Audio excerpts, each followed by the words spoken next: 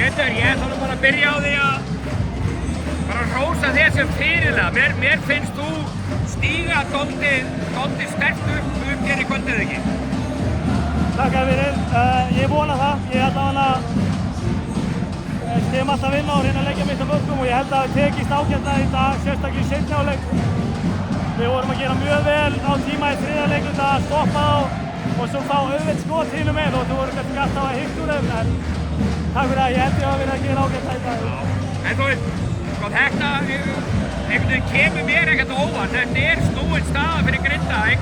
Við erum 2-0 yfir, það er sigurhátíð í vændum á þetta og þið finnið bragð af blóðinu og vitið alveg að þetta er tækifæri til þess að allavega leggjast ekki niður.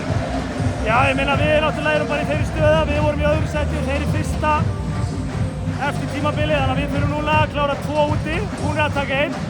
Nú þurfum við bara að fara heim og klára okkar þar og svo þurfum við bara að koma hérna aftur á næsta 50 og klára þetta almennilega, en þetta er bara þú þarft að vinna 3 leiki upp í 3 og þeir eru bara komin upp í 2 og það er bara áframgang. Nákvæmlega. En hvað er það hjá ykkur?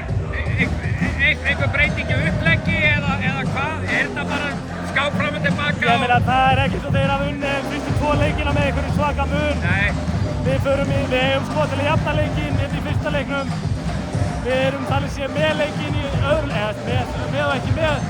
Þeir sýtja stóran treyst til að vinna þetta. Hér er þetta bara þannig sem jafnt allan tíma líka og þeir sýtja stór skotina til að gera þetta spennandi í lokin. En þetta er bara 50-50 og við þurfum bara að vera sterkari í lokin í næstu 2 leikjum líka. Já, þetta eru bara einfaldlega 2 frábær lið sem er að keppa og þarf ekkert að koma óvart að þið myndir nú allavega ná einum sigri og skotir hafið það.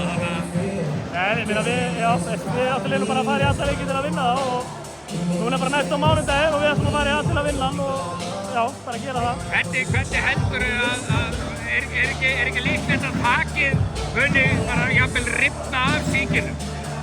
Ég held að það verði rosaleg stemning og það muni færri koma á staðinn vilja og þetta er bara eins og alltaf á þessum tíma, þetta er bara geggjað og andrúmsloftin sem áhorfendur búa til beggja megin, þannig að það gæti ekki hægt að stríða einhvers meira, sko, þetta er bara hlunnum.